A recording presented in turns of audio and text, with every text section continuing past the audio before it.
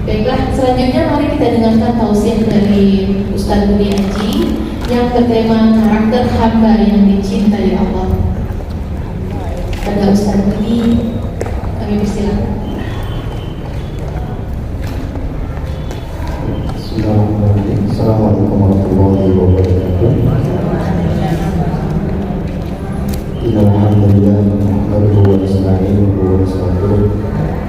Wa na'udzu billahi min shururi anfusina wa sayyiati a'malina. Man yahdihillahu fala mudilla lahu wa man yudlil fala hadiya lahu. Asyhadu an la ilaha illallah wahdahu la syarika lahu wa asyhadu anna Muhammadan abduhu wa rasuluh.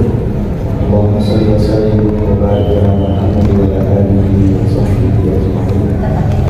Ya ayyuhalladzina amanu taqullaha haqqa tuqatih wa la tamutunna illa wa antum muslimun. Wa ba'du. Alhamdulillah, bismillahirrahmanirrahim. Hari ini kita bersyukur kepada Allah Subhanahu wa taala dipertemukan di hari yang baik, bulan yang baik, hari Jumat, pagi yang insyaallah penuh dengan keberkahan, dan juga bulan yang disebut sebagai bulan yang mulia, bulan apa? Bulan Rajab, masuk dari 4 bulan yang di mana Allah Subhanahu wa taala sebutkan di dalam Al-Qur'an di surah At-Taubah ya, ayat 36. Inna iddatash syuhuri indallahi 12 syahran fi kitabillah yauma khalaqas samawati wal arda minha arba'atun hurum dzalika dinul qayyim fala tadlimu fihinna anfusakum. Jadi ayat ini menjelaskan salah satu kemuliaan dari 4 bulan haram, di mana 1 tahun ada 12 bulan.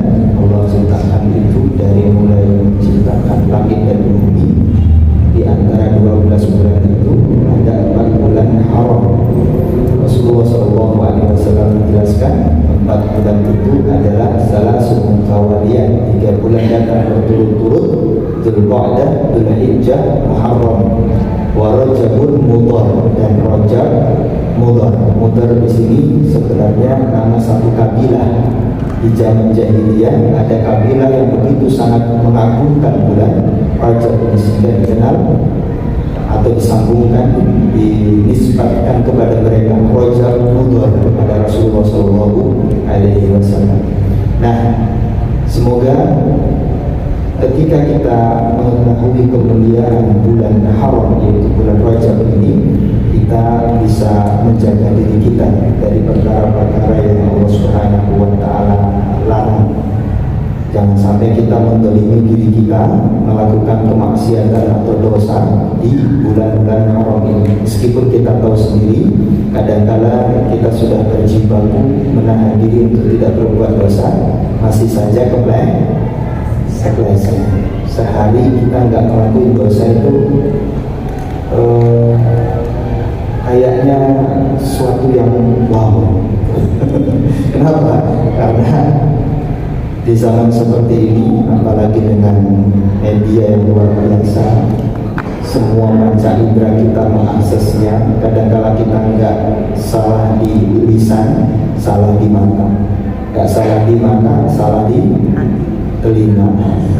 Pengennya menghindari pandangan, malah suara-suara yang kita dengar. Pengennya menghindari suara, malah pandangan yang terkenal, dan lain sebagainya. Kalau enggak pandangan atau pendengaran, justru malah kita kurang bisa menjaga lisan. Macam-macam. Maka dari itu kita berjibaku untuk menahan diri kita di bulan haram ini dari segala perbuatan dosa dan maksiat. Karena Ibnu Abbas radhiyallahu anhu, salah satu tafsiran beliau terkait dengan ayat ini, ketika Allah mengatakan fala tadlimu fihinna anfusakum, jangan kalian menzalimi diri sendiri di bulan ini, maksudnya di bulan-bulan haram ini. Itu maksudnya karena dosa di bulan ini Allah lipat gandakan. Kalau kita tahu tafsirannya seperti ini, kita berusaha menjaga diri kita dari perbuatan dosa. Dan itu juga merupakan karakter hamba Allah Subhanahu wa taala yang dicintai.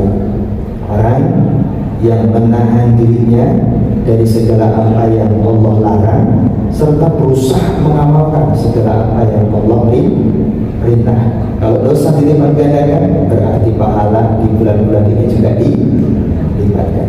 Duduknya kita semua di majelis ilmu saat ini pahalanya beda dengan duduk di majelis ilmu di bulan-bulan selain bulan Muharram.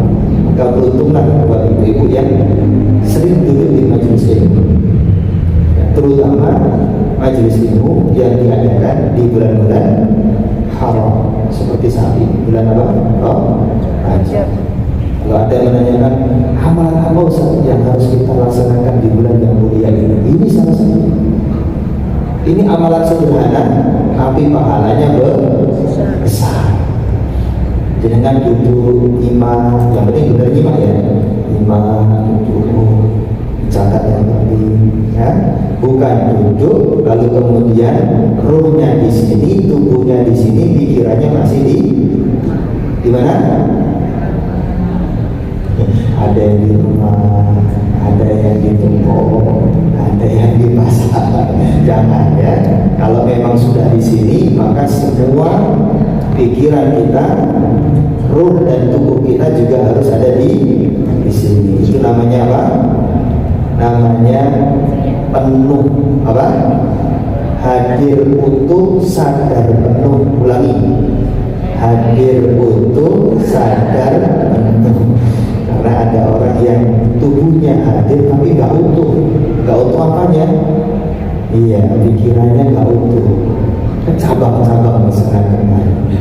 Sadar, dirinya sadar ada di sini, tapi nggak sadar penuh. Kenapa?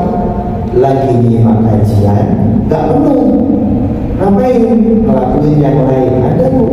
Lagi nyimak kajian, terima orderan ada. Oh, ada seperti itu di sini? Nggak ada. Di luar sana juga nggak ada, insya Allah ya. Semua sudah sadar, hadir untuk sadar.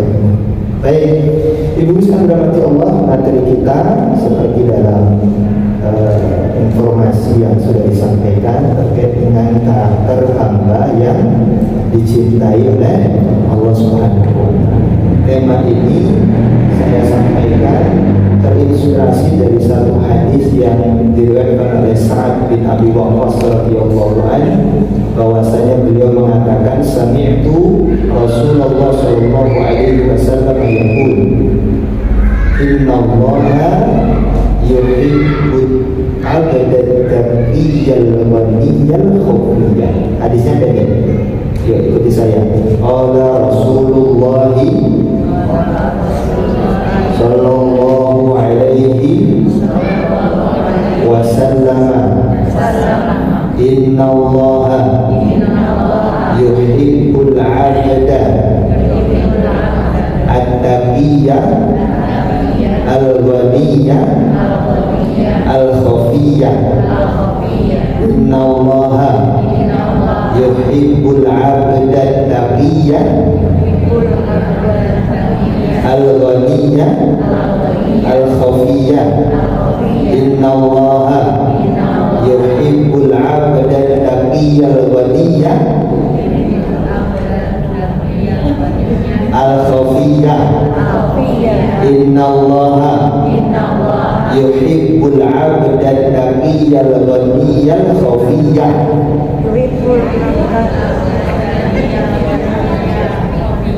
Oke, alhamdulillah semuanya sudah sudah. Ini ada tulisnya juga. Ada tulisnya juga. Ada. Yang apa dapat hadiah tuh ya? Saya ulangi lagi ya. Innallaha yuhibbul 'abda at-taqiyya al-ghaniyya al-khafiyya. Terakhir ya. Innallaha yuhibbul 'abda at-taqiyya al-ghaniyya al-khafiyya. Saya sambung semua. Innallaha yuhibbul 'abda at-taqiyya al-ghaniyya al-khafiyya.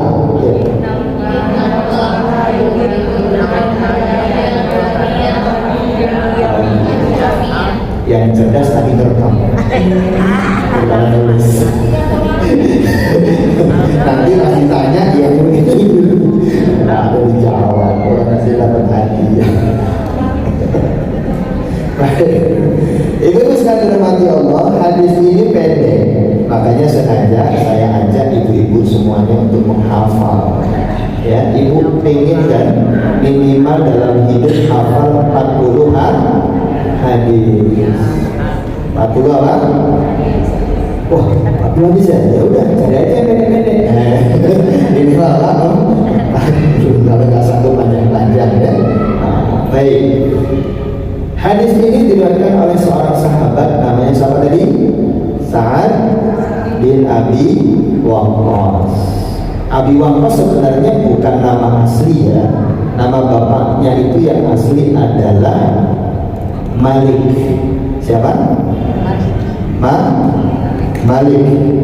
Makanya Sa'ad bin Malik itu aslinya. Tapi lebih dikenal Sa'ad bin Abi Waqqas. Bapaknya namanya Abi Waqqas, ini kunyahnya. Nama aslinya Malik bin Buhair. Malik bin Buhair itu nama asli bapaknya.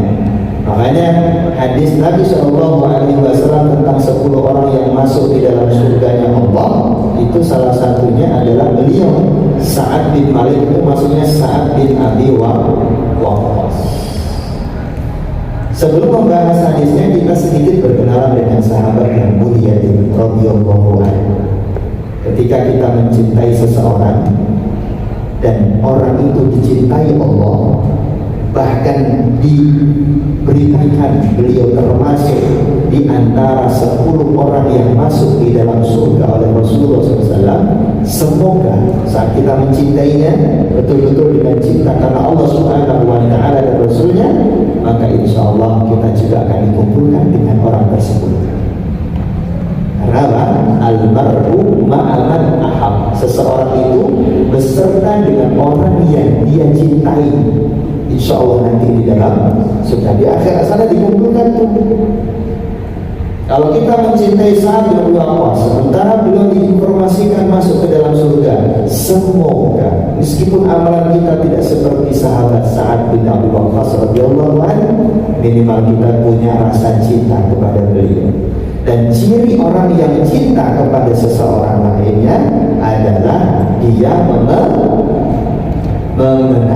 tahu siapa dia. Maka Sa'ad bin Abi Waqqas ini salah satu seorang sahabat yang memiliki keistimewaan. Semua sahabat punya keistimewaan, tapi beliau punya keistimewaan khusus. Beliau meninggal saat usia 78 tahun dan merupakan sahabat dari kalangan muhajir yang meninggal terakhir, dari kalangan sahabat muhajirin saat di tahun 55 Hijriah. Nah, sahabat Sa'ad bin Abi Waqqas ini, beliau keistimewaannya dikenal oleh seluruh para sahabat yang lainnya, bahkan tercatat dalam kitab sejarah luar biasa. Kemudian beliau diantaranya adalah beliau ini merupakan as-sabiqun al-awwalun, orang-orang yang pertama kali masuk Islam.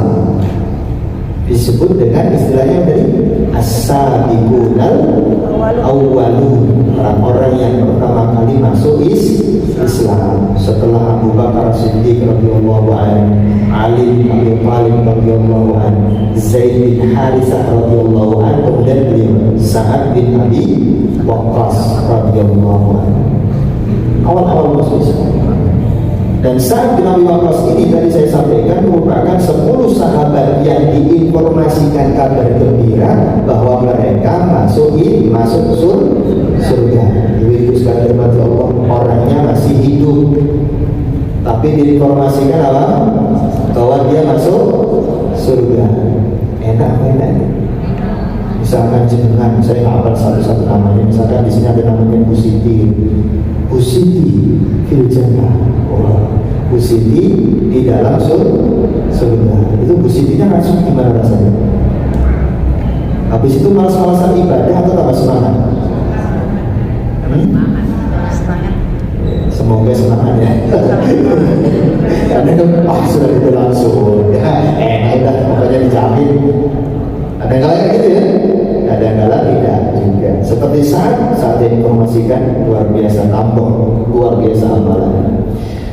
Hal ini disampaikan oleh salah seorang sahabat Sa'id bin Zaid. Sa'id bin Zaid radhiyallahu anhu mengatakan asyhadu an la ilaha illallah wa asyhadu anna rasulillah sallallahu alaihi wasallam. Aku bersaksi kepada Allah Subhanahu wa taala dan hadapan Nabi sallallahu alaihi wasallam anni sami'tuhu wa huwa yaqul, bahwa aku pernah mendengar Nabi itu mengatakan an-nabiyyu fil jannah, Nabi di dalam surga. Maksudnya Rasulullah sallallahu alaihi wasallam. Wa Abu Bakar fil jannah, dua. Wa Umar fil jannah, tiga. Wa Utsman fil jannah, empat. Wa Ali fil jannah, lima. Kemudian wa siapa? Talha fil jannah, berapa ini? 6. Wa Zubair bin Awwam, 7, fil jannah, di dalam surga. Nah, ini yang ke-8. Wa Sa'ad bin Malik. Maksudnya wa Sa'ad bin Malik di sini tadi apa? Sa'ad bin Abi Waqqas fil jannah, di dalam surga. Kemudian ada di situ juga wa Abdurrahman bin Auf fil jannah. Wa inni la samaitul asyir, dan aku jika ingin menyebutkan orang yang 10, maka aku akan sebutkan, kata Sa'id bin Zaid. Kalau aku ingin menyebutkan nama yang 10 ini, maka aku akan sebutkan kepada kalian. Tapi aku nggak mau menyebutkan. Terus kemudian para sahabat itu, ayo tolong sebutkan, wow, siapa dia? Nama juga sahabat. Siapa tahu diri mereka salah satunya bisa disebutkan namanya oleh Rasulullah bahwa mereka masuk di dalam surga. Apa kata Sa'id bin Zaid?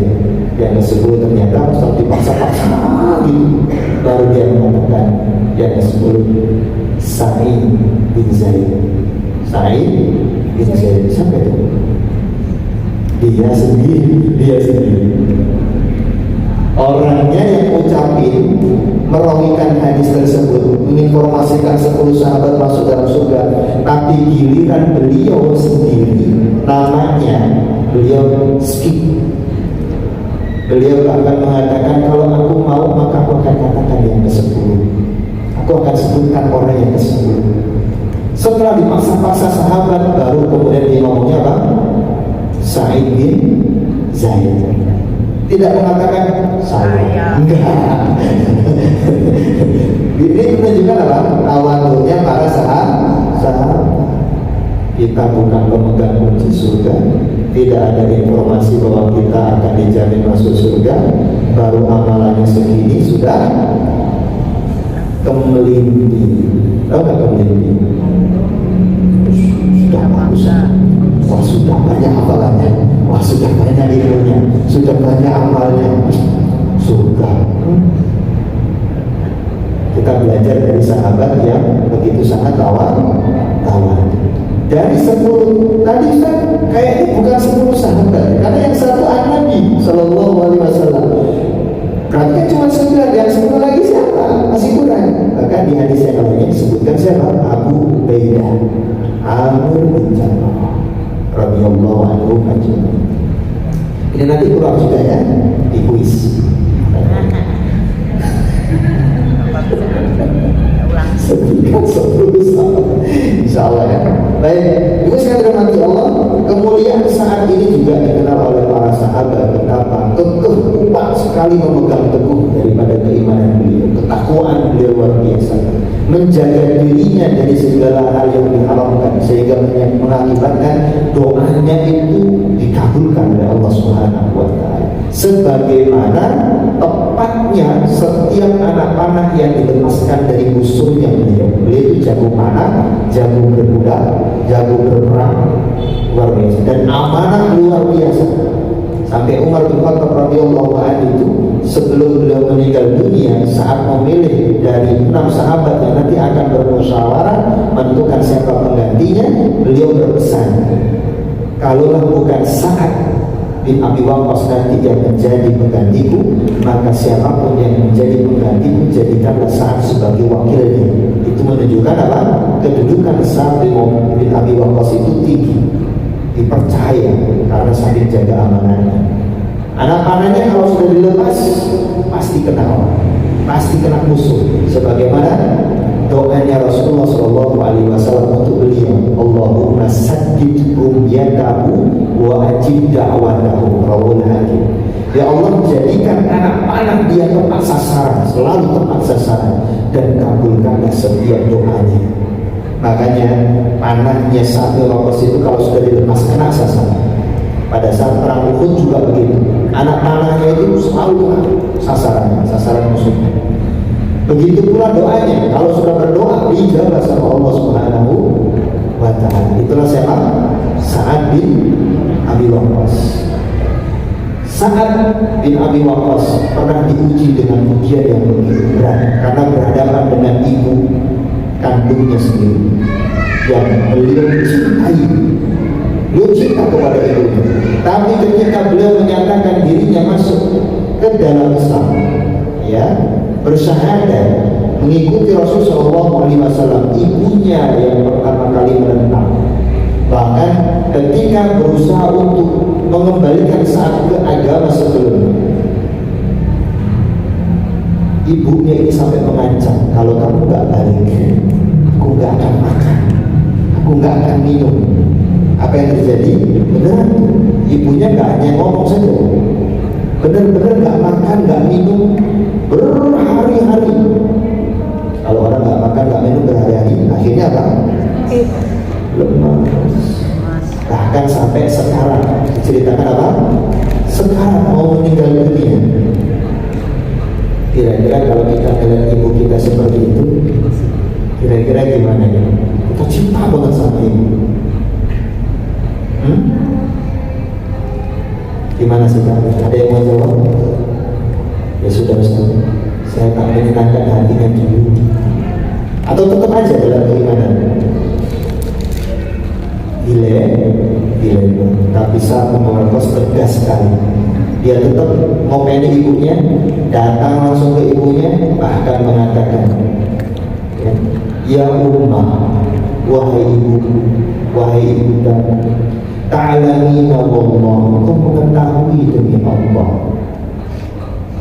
lau anna laki au lau kanat laki mi'atu nafs, kalau seandainya kau punya 10 jiwa, 10 ruh, 100 bukan 10 ya, mi'atu nafs itu, mi'ah itu 100. Kalau seandainya kau ya ibu punya 100 nyawa, fakharajat nafsan, lalu kemudian keluar dari dirimu satu nyawa, satu persatu keluar dari dirimu, dari 100 nyawa itu, maka waktu dilihat, demi Allah aku tidak akan meninggalkan agamaku ini untuk itu.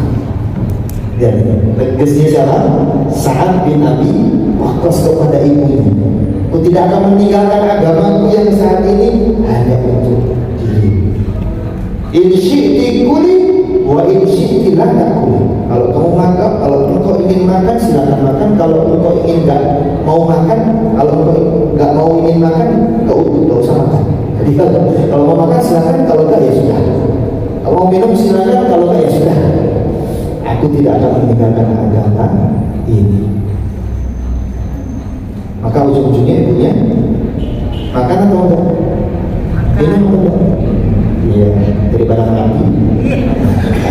Makan, minum dengan tegas. Sambil waktu saya jalan, dia dan akhirnya masuk Islam juga. Masuk apa? Masuk Islam. Dan ini Allah puji sikapnya Sa'ad bin Abi Waqqas ini. Allah puji, Allah apa istilahnya ya, diabadikan, ya, diabadikan di dalam surah Luqman ayat ke-15. Saya surah Luqman ayat 15 sama tentang ujian ketika orang tua kita menggoda kita atau menjadi penghambat daripada keimanan kita. Wa in jahadaka 'ala an tusyrika bi ma laysa laka bihi 'ilm fala tuti'huma. Kalau kedua orang tua kalian dapati memaksa kalian untuk mensekutukanku dengan selainnya, dengan selain sesembahan selain aku, maksudnya mau berlaku apa? Syirik. Yang kau tidak tahu ilmunya, fala tuti'huma, jangan kalian taati keduanya. Tetapi apa kata Allah juga lanjutannya, wasahibuhuma fid dunya ma'rufah. Meskipun demikian, tetaplah engkau sayangi orang tuamu, engkau pergauli orang tuamu dengan pergaulan yang baik, bersikap yang baik, tetap berakhlakul karimah kepada keduanya. Dan saat begitu, semoga siapapun yang saat ini mungkin ada ujian dari orang tuanya bisa bercermin dari seorang Sa'ad bin Abi Waqqas radhiyallahu anhu. Sampai di sini dulu. Meskipun kalau kita membahas tentang Sa'ad gak akan habis, kisahnya panjang. Kita masuk pada bagian dari apa yang diriwayatkan oleh Sa'ad dari hadis Nabi Sallallahu Alaihi Wasallam. Yang ini akan menjadi materi kita. Beliau mengatakan, Nabi Sallallahu Alaihi Wasallam bersabda, Inna Allah, sesungguhnya Allah Subhanahu wa Ta'ala. Nabi Shallallahu Alaihi Wasallam memulai hadisnya dengan ungkapan inna untuk menunjukkan sebuah penegasan. Sesungguhnya Allah Subhanahu Wa Taala yuhibbul abda, mencintai seorang hamba. Di sini ada pelajaran dari kalimat ini. Sesungguhnya Allah Subhanahu Wa Taala, Nabi mengatakan dengan sebuah penekanan. Di Allah ini memiliki sifat mencintai. Sifat apa? Cinta. Bukan hanya Allah Subhanahu wa Ta'ala itu adalah zat yang dicintai, tapi Allah juga punya sifat mencintai. Dan kita sebagai seorang yang beriman, Ahlussunnah wal Jamaah, wajib menerima apa sih? Sifat yang Allah sifati dirinya dengan sifat itu. Apa adanya. Kalau Allah menyebutkan cinta, ya sudah, berarti Allah punya sifat cinta. Karena ada sebagian yang menolak bahwa Allah punya sifat, seperti Mu'tazilah, Jahmiyah. Mereka adalah orang-orang atau aliran-aliran yang menolak bahwa Allah punya sifat. Alasannya apa? Kalau Allah punya sifat, berarti Allah gak beda dengan manusia. Kalau Allah Subhanahu wa Ta'ala itu mencintai, apa bedanya sama manusia yang juga punya sifat mencintai? Jadi mereka menolak itu sifat cinta. Alasan mereka gak mau menyamakan Allah dengan manusia. Padahal cintanya Allah Subhanahu wa Ta'ala di sini, Allah sendiri yang mensifati dirinya dengan cinta. Maka kita harus wajib menerimanya sebagai orang yang beriman. Yang kedua, alasannya cintanya Allah pasti beda cintanya dengan cinta manusia. Gak pernah sama. Laisa kamitslihi syai'. Allah itu gak sama dengan sesuatu apapun. Kalau hambanya dalam manusia punya cinta, tapi cintanya pasti beda dengan cintanya Allah. Kalau cinta manusia kan macam-macam. Ada cinta palsu, ada cinta buta, jelas kan? Ada cinta monyet. Cinta monyet, masya Allah, cinta monyet. Oh dulu ya Allah. Dulu masih kecil dulu, masih SD gitu, dipacok-pacok ya. Kamu monyet. Dipacok-pacok, apalagi kita baca kamu. Apaan sih begitu? Kok jadi cinta monyet? Cinta apa sih suka? Jarang yang betul-betul tulus, luar biasa. Jadi kalau Allah Subhanahu wa Ta'ala cintanya nggak seperti itu. Cintanya sebagaimana rahmatnya begitu luas, bahkan mengalahkan kemurkaannya, godoknya. Hanya kalau Allah sudah mencintai hambanya, siapa yang tidak ingin dicintai oleh Allah? Kalau kita saja dicintai oleh seseorang, Ada orang menyatakan cintanya kepada kita, baik itu orang tua kita, pasangan hidup kita, atau anak kita, kita begitu senang sekali, ya kan? Senang banget. Itu manusia. Ada yang menyatakan cinta kepada kita, itu senangnya kita. Tapi ini yang menciptakan manusia, pemilik alam semesta, pencipta jagat raya, mengatakan apa? Dia mencintai. Maka siapapun kalau mendengar ungkapan seperti ini gak tergerak hatinya, punya keinginan untuk jadi seperti ini, maka hatinya lagi sakit. Hatinya apa? Sakit. Atau biasa-biasa, dosa aja kali itu mencintai dosa aja. Ini namanya apa? Hatinya lagi sakit. Kalau mungkin dicintai manusia, kita mungkin udah biasa aja. Ini pada manusia, tapi ini yang mencintai kita bukan manusia. Dialah pencipta manusia, pemilik alam semesta, yang menciptakan langit dan bumi, surga dan neraka, yang akan menetapkan kita bahagia atau sengsara. Mencintai, tak main-main. Maka kita kejar siapa yang dicintai oleh Allah, siapakah hamba yang dicintai oleh Allah Subhanahu wa Ta'ala yang disebutkan oleh Rasulullah SAW di hadis tersebut. Maka di sini ada 3 karakter hamba itu. Kalau kita punya ketiganya, bersyukurlah. Kalau kita belum, maka berjuanglah. Kalau punya 1, alhamdulillah. Punya 3-tiganya, masya Allah, tabarakallah. Yang pertama kata Nabi SAW adalah at-taqiyah. Sesungguhnya Allah Subhanahu wa Ta'ala mencintai hamba yang at-taqi. At-taqi itu apa? Bertakwa. Ibu saudara mati Allah, sering dengar kata takwa? Apa takwa? Melaksanakan perintah, menjauhi larangan. Terus apa lagi? Apa itu takwa? Taat, terus apa lagi? Aku, apa lagi? Berhati-hati, apa lagi? Banyak sekali ya makna.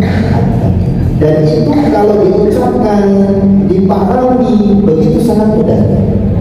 Namun ketika dipraktekkan, luar biasa, butuh mujahadah yang besar. Butuh mujahadah yang besar. Bukan hanya sekedar praktek saja, bukan hanya sekedar mengamalkan saja. Karena sesungguhnya takwa ini pusatnya bukan pada gerak sebenarnya, tapi intinya itu ada di hati. Ketakwaan itu saya hormati Allah. Kenapa kok begitu sulit untuk dipraktekkan secara sempurna? Karena dia bukan hanya terkait dengan dalam tubuh kita saja, praktek dan pengamalannya saja, tetapi dia juga berkaitan dengan apa yang ada dalam diri kita. Apa itu? Hati. Makanya pusat takwa itu adanya di mana? Di hati. Kalau hanya gerak mungkin mudah. Contoh misalnya, orang sholat lebih mudah mana? Menggerakkan tubuhnya untuk melaksanakan gerakan-gerakan sholat dibanding dengan memenuhi rukun yang intinya, yaitu apa? Khusyuk di dalamnya. Lebih berat, bergerak atau khusyuk, tidak sama. Makanya Nabi mengatakan supaya kita perhatian, takwa. Takwa itu di mana? Di sini. Sambil nunjuk di sini kan? Takwa hamuna, takwa hamuna, takwa hamuna. Takwaan itu di sini. Maksudnya apa? Di dalam hati. Nabi menunjuknya kok di sini. Berarti ini jantung. Makanya para ulama juga mengatakan makna al-qalbu yang disampaikan oleh Nabi di hadis-hadisnya itu identik kalau dialihkan kepada organ tubuh itu adalah jantung. Bukan hati yang kita pahami dari tubuh kita ya, organ tubuh kita, yaitu apa? Liver, bukan. Kalau liver pasti tapi nggak menunjuk begini, menunjuknya kemana? Kiri bawah. Kanan bu. Liver di sini, posisi atau nggak gini, tapi atau di sini ya. Nah itu sama saja. Kalau tubuh kita organ yang intinya yaitu jantungnya bermasalah, maka semuanya bermasalah. Itu kan mirip dengan ungkapan Nabi Sallallahu Alaihi Wasallam dalam satu hadisnya dari An-Nu'man bin Bashir radhiyallahu anhu. Hadis ini sahih riwayat Bukhari dan Muslim, bahwa Nabi mengatakan ala wa inna fil jasadi mudghah idza salaha salaha al-jasadu kullu wa idza fasada al-jasadu kullu ala wa hiya al-qalbu. Ketahuilah bahwasanya di dalam tubuh ini ada segumpal daging. Kalau dia baik, baik semua tubuh. Kalau dia rusak, rusak semua tubuh. Ketahuilah itu adalah al-qalbu, hati. Di mana yang hati? Tapi yang dimasukkan di situ adalah jantung. Kalau jantung ini bermasalah, wah semuanya bermasalah. Sesak nafasnya, tubuhnya lemes. Ya, orang yang bermasalah jantung tubuhnya gesit atau lemes? Jalannya menggeng-menggeng atau menggeng-menggeng? Mesti menggeng-menggeng bahasa-bahasanya tersengal-sengal, ngos-ngosan kalau orang Betawi bilang ya, tersengal-sengal atau lancar aja nafasnya, ngos-ngosan. Apalagi kalau sampai sudah mulai banyak penyempitan di pembuluh jantungnya, maka itu sakitnya luar biasa, sehingga ada yang sampai pakai ring untuk melonggarkan ya pembuluh darah jantungnya itu.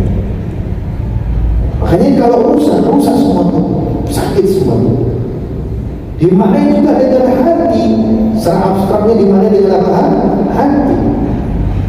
Dan kalau ini nggak dijaga semuanya rusak. Nah ternyata ketakwaan itu ada di situ. Makanya tadi saya sampaikan, mengamalkan ketakwaan ini terkait bukan hanya fisik gerak saja, tapi juga apa yang ada dalam diri kita itu hati. Hati kita pusat ketakwaan ada di sini. Lihat benar ini hatinya, insya Allah itu tandanya takwanya bagus. Ya, takwanya apa? Tandanya apa? Bagus. Contoh nih, sodako untuk menggerakkan tangan bersodako, mengeluarkan uang itu biasa saja, mudah. Yang sulit adalah untuk menjaga keikhlasan saat sodako itu. Kadang-kadang ini sudah ikhlas nih, dipuji orang, mulai lupa dengan apa? Keikhlasan. Baca Quran mudah bu. Kita bisa membacanya dengan lancar, masya Allah. Tapi untuk bisa mentadaburinya butuh apa? Hati yang sehat, hati yang bersih. Harus ada takwa di situ. Kalau enggak, maka Quran dibaca biasa saja. Ya, Quran dibaca biasa saja. Sulit seseorang untuk mentadaburi Al-Quran. Hatinya itu sulit. Hati-hati kalau sudah sampai di tingkat itu, sulit sekali mentadaburi Al-Quran. Al-Quran dibaca tidak menambahkan pada dirinya keimanan, tidak menambahkan kepada dia lebih cinta kepada Al-Quran atau yang mengucapkannya itu Allah Subhanahu wa Ta'ala, tapi biasa saja. Baca Quran kok gersang dan sebagainya, itu harus sudah mulai hati-hati. Tandanya berarti hatinya mulai sakit atau bahkan sekarang mati tak berdaya. Kalau sudah seperti itu segera istighfar, segera minta ampun sama Allah, bersihkan hati dari penyakit-penyakit hati. Karena kalau orang yang sudah sulit mentadaburi ayat Allah, itu merupakan tanda hatinya sakit. Maka ketakwaan sampai di seperti itu. Sholat, tilawah, sedekah dan lain sebagainya. Bukan hanya amal tubuh saja, gerak tubuh saja ketakwaan itu, tetapi apa yang ada di dalam hati. Allah Subhanahu wa taala katakan dalam surat Al-Hajj ayat 32, "Dzalika wa may yu'azzim sya'airallah." Itulah mereka orang-orang yang mengagungkan syiarnya Allah Subhanahu wa taala. Syair di sini adalah perintah dan larangan Allah Subhanahu wa taala. Siapa yang mengagungkan perintah dan juga larangan-larangan Allah Subhanahu wa taala dengan cara diamalkan, dan kalau itu adalah larangan dia jauhi, dia putuskan untuk menjauhinya, maka Allah Subhanahu wa taala katakan di dalam Al-Hajj 32 itu, fa inna dzalika min taqwal qulub, itu adalah tanda ketakwaan hati. Orang bisa seperti itu merupakan tanda bahwa hatinya ada ketakwaan. Insyaallah. Aplikasinya bagaimana? Banyak banget. Takwaan itu diaplikasikan dalam banyak lini kehidupan kita. Kaitannya ketika kita punya harta, Allah Subhanahu wa taala sebutkan dalam surah Al-Imran ayat 133 dan 134. Itu aplikasi ketakwaan yang sering disampaikan. Ya, di setiap khutbah, di setiap ceramah, insya Allah ibu sering mendengar ini. Ketika Allah menyebutkan, ya, supaya kita itu banyak beristighfar, wasari'u ila maghfiratin min rabbikum wa jannatin 'arduha as-samawati wal ardh u'iddat lil muttaqin.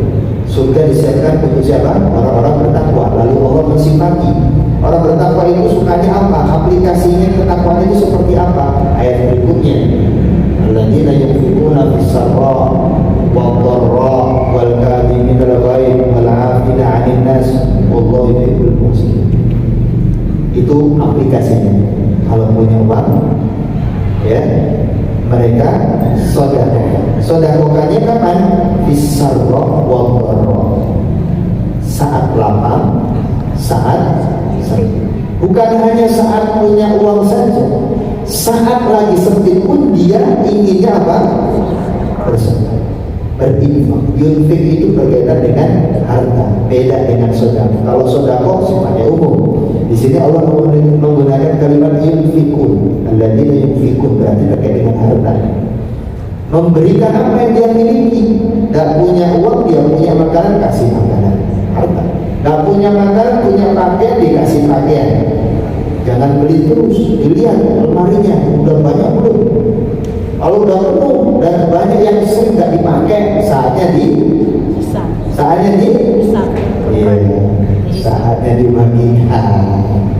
Jadi jangan bagi yang apa? Yang jelek-jelek, yang nggak disukai, yang disukai. Oh ini masih dibungkus, belum dipakai.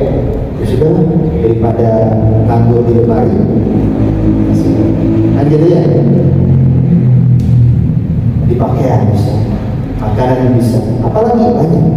Ya, harta pokoknya. Wal kadhimina al-ghaidh wal 'afina 'anil nas. Mereka suka apa?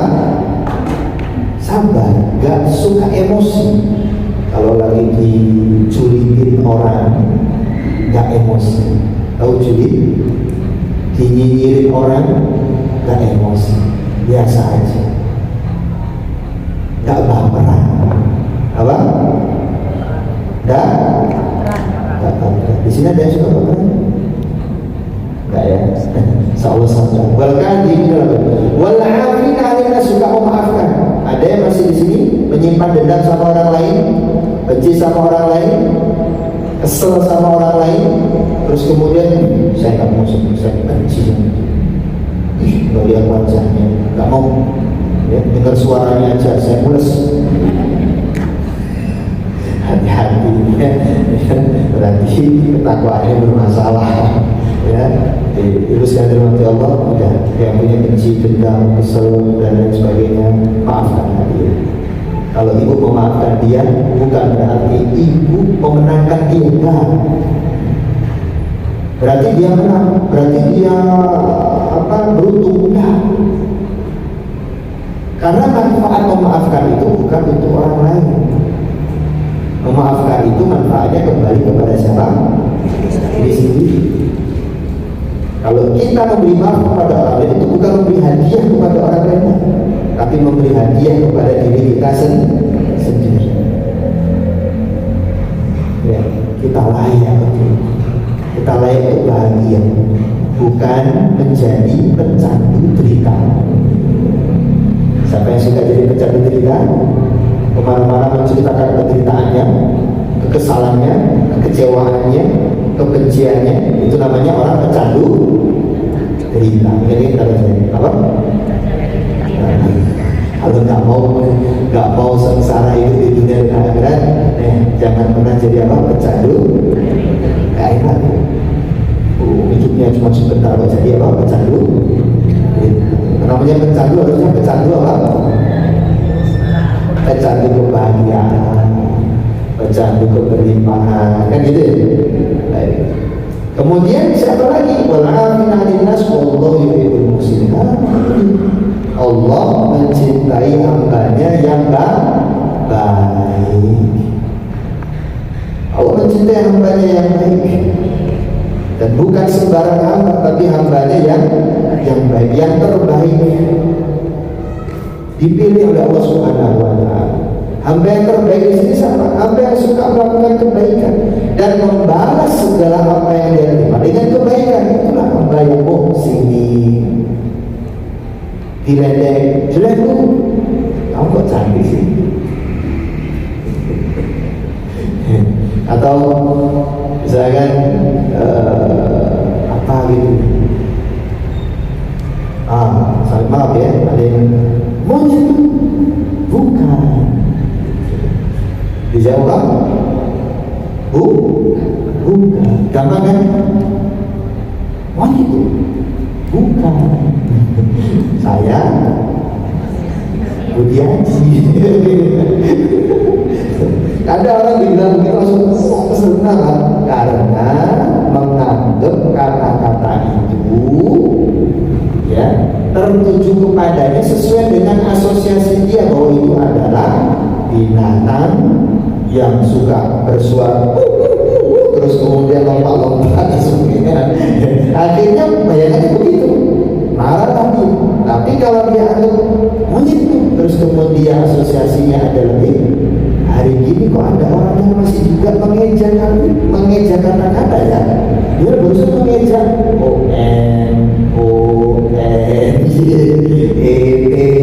akhirnya berbunyi lah, ada masih orang mengeja. Kenapa? Itu kan monyet kumpulan huruf lagi diaja sama seseorang, kita nggak marah insya Allah. Tapi kalau kita memberikan asosiasi saat orang mengatakan itu kepada kita bahwa itu adalah hewan yang kita ketahui, tentunya kita akan marah. Itu sebenarnya yang paling mudah itu tadi. Oh itu bukan, saya sebutkan namanya biar tahu, biar matanya melek bahwa dia salah. Baik, itu saya terima Allah. Seperti itu muhsin itu dipukul jebrek, boleh nggak balas pukul? Boleh. Yang nggak boleh nambahin jebrek pukul sekali. Ibu nambahin jebrek. Nah, itu yang nggak boleh. Berarti apa? Berlebih-lebihan melampaui kan Allah juga sudah mengatakan wa jazaa'u sayyi'atin sayyi'atun misluha, balasan sebuah keburukan adalah keburukan sepertinya atau semisalnya. Dipukul ya dipukul balasan sekali itu boleh, tetapi faman 'afa wa aslaha fa ajruhu 'ala Allah, yang memaafkan dan kemudian mengadakan islah perbaikan maka pahalanya di sisi Allah Subhanahu wa Ta'ala. Inilah disebut apa? Muhsin. Ibu pilih mana? Membalasnya atau mendapatkan gelar muhsin yang dicintai sama Allah Subhanahu wa Ta'ala? Pilih mana? Pilih mana? Benar. Mulai kapan? Sekarang. Sampai? Ya, amin. Itu janji itu sendiri bukan? Kalau ada yang ingin, ya udah balas dengan yang lebih baik. Tapi Ustaz sakit, ya wajar, kamu juga manusia. Kalau nggak sakit bu, nggak usah ditolak. Terima, oh iya, kamu sakit ya sudah. Apa ya? Kamu kalau mau sakit Kamu pengen nangis, nangis saja. Dia terus nangis, kenapa kamu nangis? Jangan ditolak. Tapi kamu tak bagus. Kasih pujian dia, kamu sudah bagus. Kamu menjadi muhsinin, insyaallah dicintai Allah. Gitu, ya, untuk apa? Menguatkan hati kita. Demikianlah takwa yang memang diinginkan oleh Rasulullah SAW dalam ungkapannya at-taqiyah, supaya kita paham bahwa oh begitu takwa. Bukan hanya di ucapan, tapi di praktek aplikasi. Yang kedua, ciri atau karakter hamba yang dicintai oleh Allah Subhanahu wa taala adalah al-ghaniyah. Hamba yang kaya. Tapi kaya di sini yang dimaksud oleh Rasulullah SAW adalah kaya hati. Kaya apa? Kaya hati, saudara Allah. Kenapa demikian?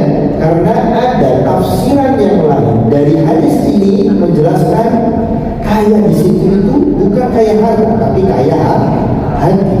Sesungguhnya Allah Subhanahu wa taala mencintai seorang hamba yang bertakwa dan kaya hati. Dari mana? Dari satu hadis yang disampaikan oleh Rasulullah sallallahu alaihi wasallam diriwayatkan oleh Imam Bukhari dan juga Imam Muslim, "Laisal ghina an kasratil 'arad." Kekayaan itu bukan tentang banyaknya harta, bukan tentang banyaknya uang, duit dan sebagainya, harta benda dan sebagainya. Laisal ghina an kasratil 'arad. Kata Nabi seperti itu. Walakinnal ghina nafs, tapi kekayaan itu adalah kekayaan hati. Ini menguatkan dan menafsirkan hadis ini.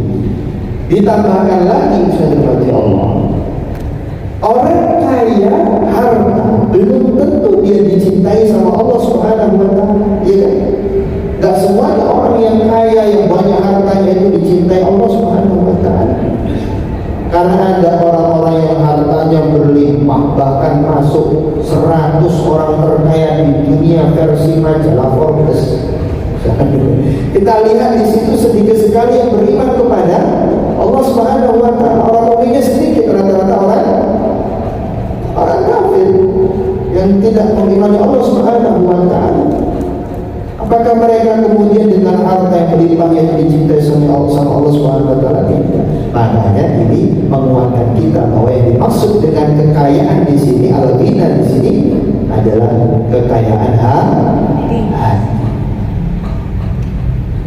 Bukan hanya, tapi Ustaz, emang nggak boleh orang Muslim itu kaya harta juga, meskipun juga kaya hati, tapi juga kaya harta. Emangnya nggak boleh Ustaz? Boleh nggak? Boleh. Orang Muslim itu boleh kaya harta nggak sih? Benar? Kenapa kok boleh kaya harta?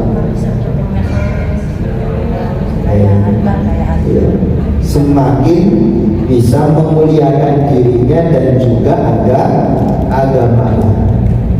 Dan kita tahu sendiri banyak syariat Islam itu yang kemudian ditetapkan oleh Allah Subhanahu wa taala dan Rasulnya, dan di situ membutuhkan apa?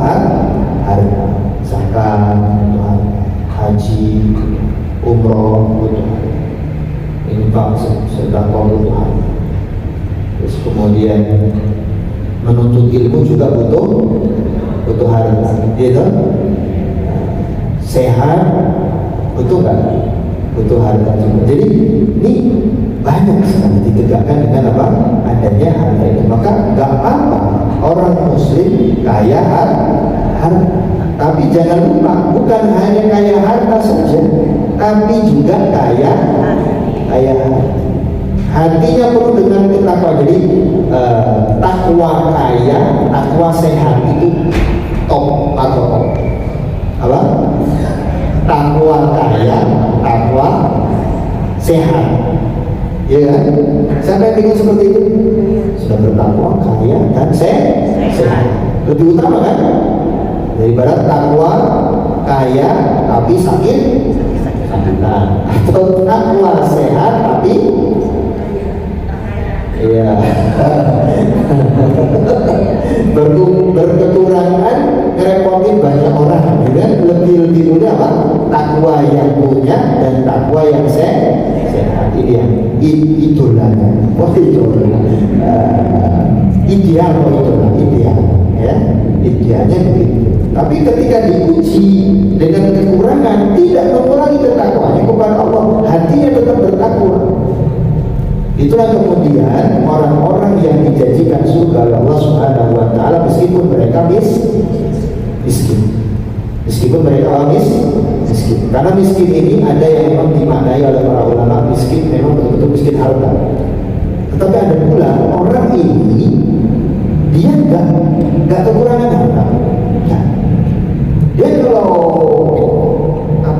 ditawari bantu, dia menjaga diri. Dikasih dia menjaga diri dan tidak minta kepada manusia meskipun betul-betul pada saat itu dia butuh untuk menjaga hormatannya di sisi Allah Subhanahu wa taala. Dia menjaga untuk tidak minta kepada manusia.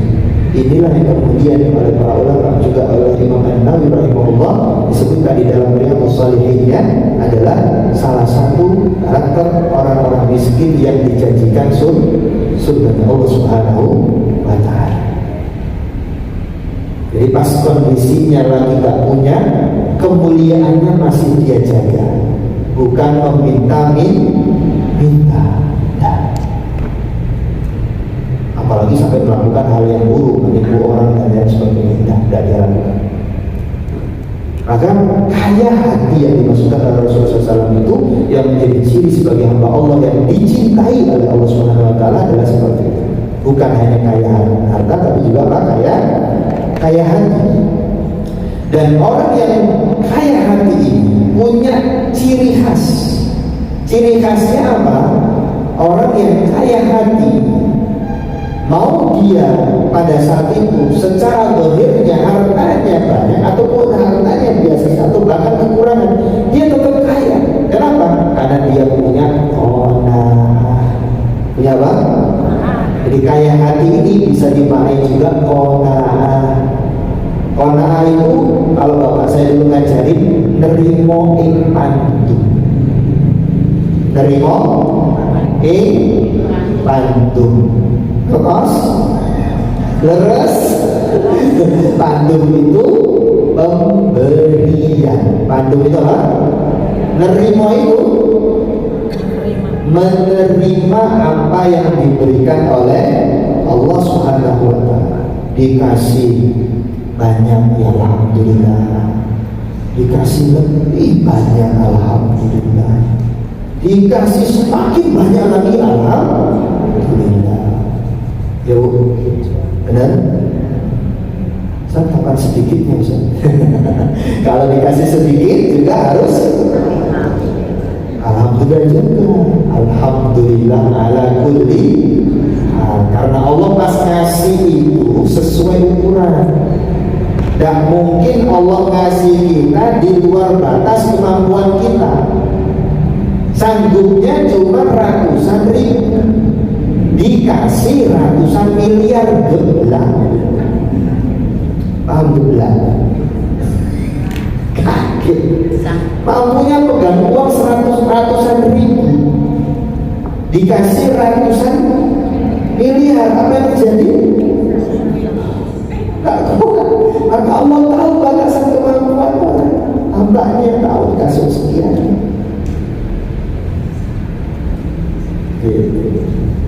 Ada kan orang yang mampu dikasih triliunan? Ada. Tapi ada orang dikasih triliunan gak kuat. Malah uang triliunan itu membuat dia semakin rusak. Berarti dia memang tak mampu. Diuji oleh Allah Subhanahu wa taala, dia memaksakan dirinya kayak begitu akhirnya.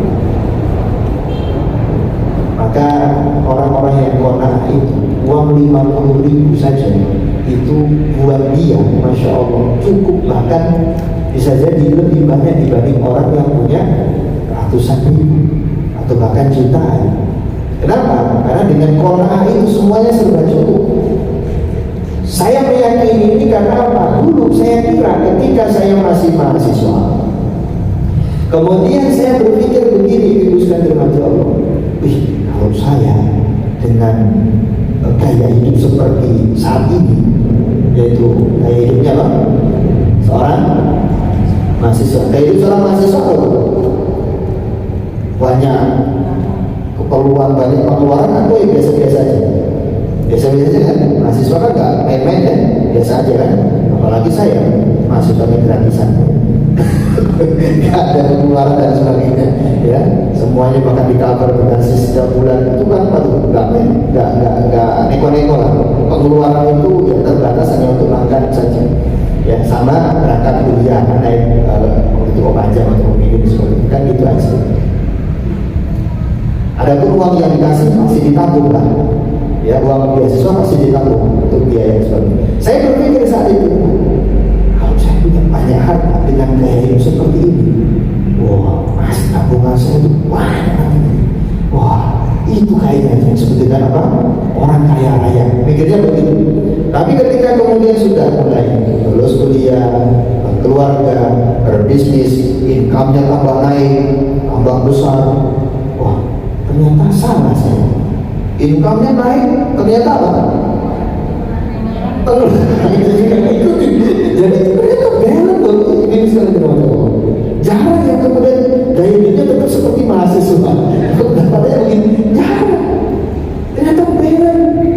Oh, baru paham saya. Memang betul-betul nggak bisa orang seperti itu.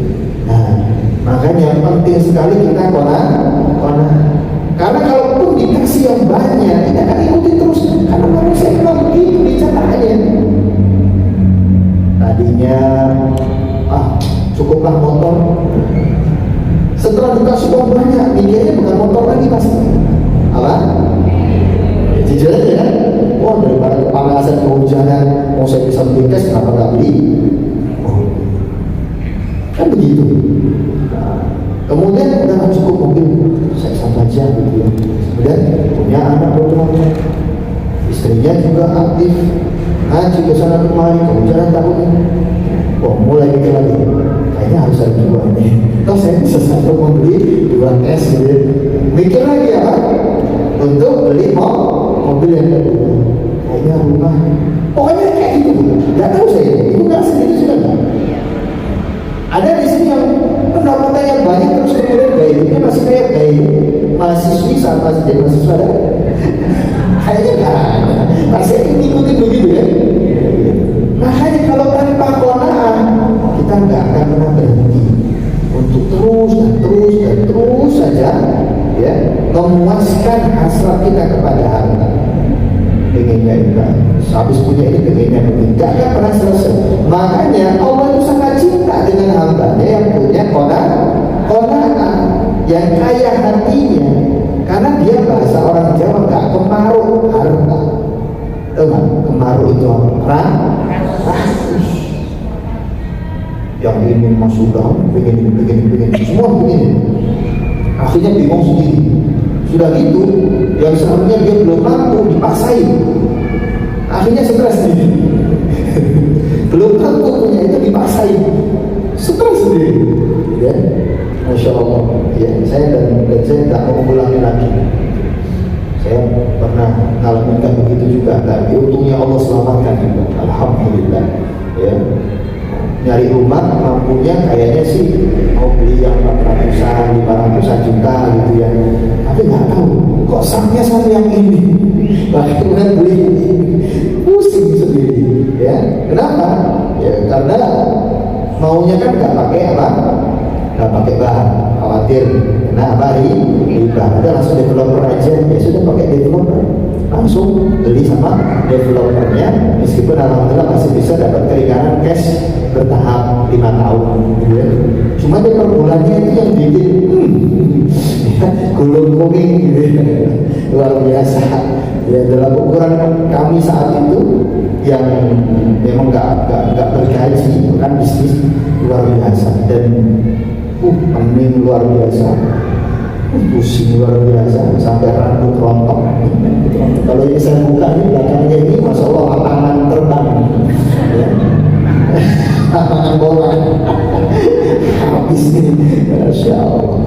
Tapi Allah selamatkan, alhamdulillah semuanya selesai dan saya berjanji pada diri saya nggak mau ulang lagi. Kalau ada ya alhamdulillah sah, kalau tidak ya nggak usah dipaksain gitu. Itu namanya apa? Nyiksa. Apa? Nyiksa. Betul, Masya Allah. Tapi Alhamdulillah Allah tetap selamatkan dan saya tetap bersyukur dalam kondisi Allah. Baik, lalu gimana supaya kita punya rasa qanaah? Orang yang berkecukupan itu adalah orang yang memiliki 3 ini. Jadi ibu kalau punya 3 ini berarti ibu qanaah. Punya 3 hal ini berarti ibu qanaah. Apa 3 hal itu? Yang pertama, perasaan yang aman. Punya rasa aman. Yang kedua, sehat. Ibu merasakan sehat. Dan yang ketiga, ibu punya makanan. Wis, itu aja. Kalau orang punya itu, udah sebenarnya dia punya dunia dan seisinya. Nabi ngomong begitu kan? Man asbaha, siapa yang pada harinya, pada pagi harinya, minkum di antara kalian, aminan fi sirbihi, merasa aman di rumahnya. Ya, merasa apa? Aman di rumahnya. Mu'afan fi jasadihi, sehat badannya.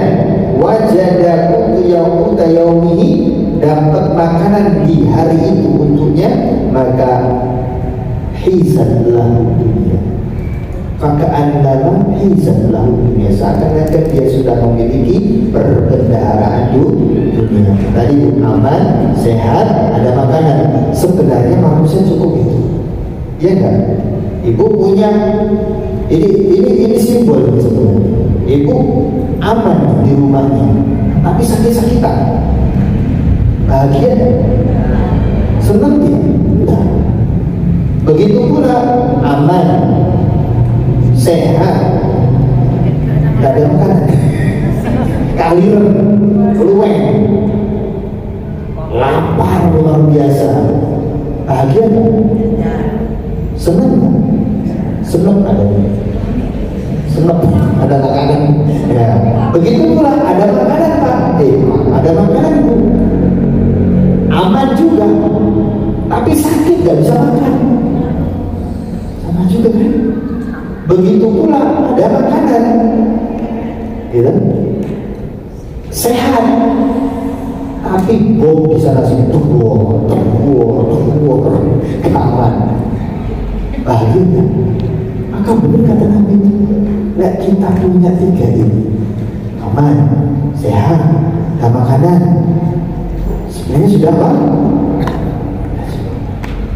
Apalagi kalau ada plus-plusnya, alhamdulillah, makanan punya simpanan buat besoknya, plus hartanya, sehat, bisa kemana-mana, bisa ngaji, bisa menikmati makanan sebagainya, bisa menikmati itu, Masya Allah. Aman, bisa sholat aman, bisa ngaji aman. Ya, dibanding dengan saudara-saudara kita yang diuji sama Allah, ngaji juga ketar-ketir karena apa? Takut ditangkap dan sebagainya, bahkan takut dihukum mati dan sebagainya. Alhamdulillah ya. Jadi ini bisa dirahmati Allah, 3 komponen yang kalau kita miliki sebenarnya kita cukup untuk bisa berqanaah. Maka agar supaya bisa berqanaah, yakini rizki Allah sudah tetap. Rizki itu sudah di tangan Allah. Kalau kita punya keyakinan ini, insya Allah qanaah.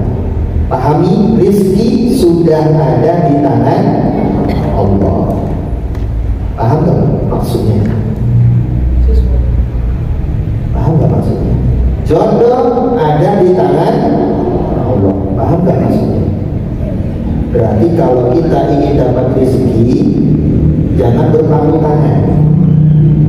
Allah bilang rezeki itu ada di tangan Allah, ada dalam ketetapan Allah. Jodoh juga ada tangan Allah. Berarti kalau tidak dikejar, tidak dicari, tidak diusahakan, berarti itu akan tetap di tangan Allah SWT. Jodoh harus dicari. Tapi kan saya wanita, masa mencari? Ibu berdoa itu mencari yang cocok buat anak ibu kok.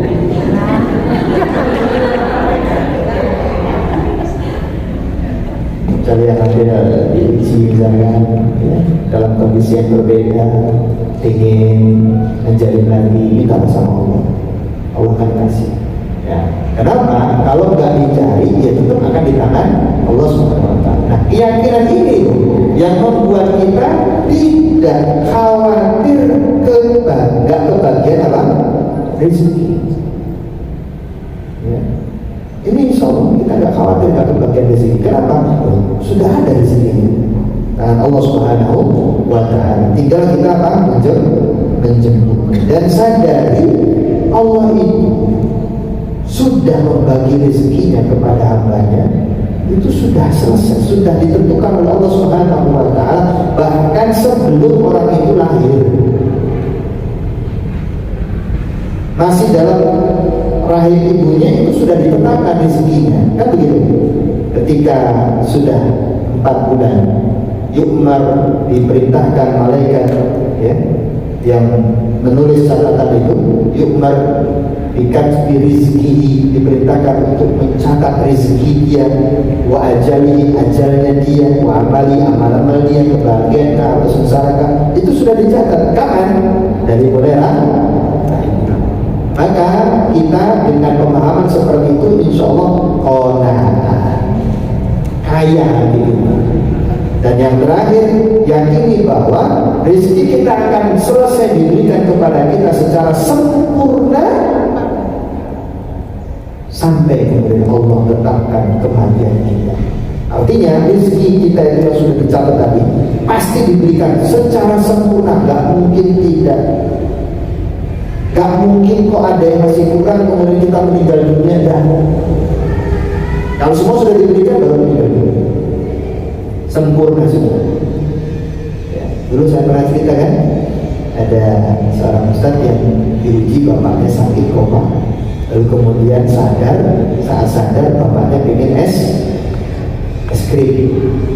Nah, saat kemudian tanya ke dokter, ini baru selesai koma kok minta es krim dong? Kasihan sih. Setelah dikasih es krim malah kemudian meninggal dunia. Berarti rezekinya yang terakhir apa?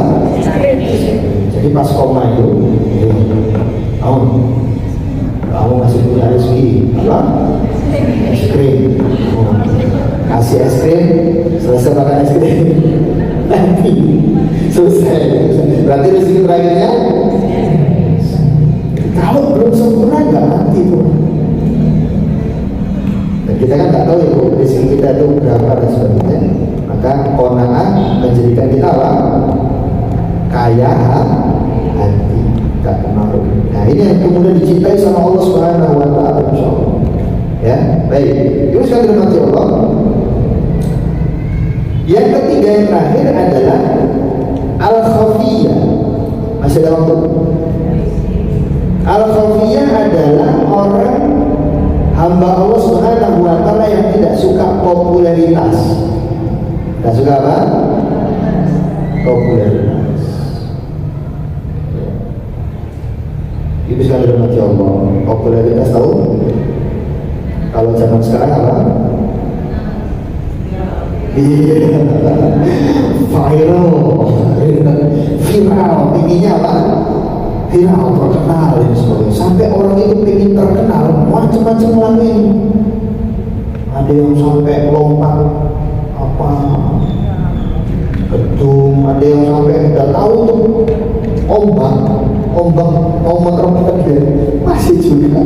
Wah, terjebur itu namanya apa? Dan gak pakai akal lagi. Pengennya apa? Viral tapi mencelakai diri sendiri. Orang sampai rela untuk itu. Pengennya viral, pengennya populer tapi apa? Mencelakai dirinya sendiri. Ada yang sampai kemarin itu sampai ini menghadang truk, disuruh sama ini ya, sama temannya. Berharap bahwa truknya itu apa? Berhenti. Nanti diupload kan gitu. Ini kan aja. Dan Allah nggak suka melampaui batas. Ya. Kenapa Allah Subhanahu Wa Taala sangat mencintai pribadi atau hamba yang tidak suka popularitas? Gini, saudara Allah. Ya. Sebenarnya dasarnya adalah ketika orang itu nggak suka popularitas, dia ingin menjaga hatinya untuk supaya tetap apa? Ikhlas. Karena ujian orang yang populer itu adalah keikhlasan. Lebih berat mana? Sedekah banyak diketahui orang lain dengan sedekah banyak tidak diketahui orang lain. Mungkin simpelnya adalah kalau hatinya bagus, buat dia adalah lebih baik dari kita orang lain, itu enak, udah. Tetapi kalau kemudian dia diuji dengan masalah popularitas, sulit sekali untuk tidak menyebutkan apa? Sedekah ini. Pengennya apa? Orang lain tahu. Semuanya apa yang dilakukan orang lain harus tahu. Ini hati-hati. Sekarang sudah mengenai banyak tempat, banyak lini-lini ibadah kita. Baca Quran pengennya orang tahu, ya. Umroh pengennya orang tahu. Kalau nggak upload saat berdoa di depan Ka'bah, kok kayaknya nggak parem. Akhirnya apa? Sambil berdoa, foto ya, selfie, fotonya sambil doa dengan Ka'bah.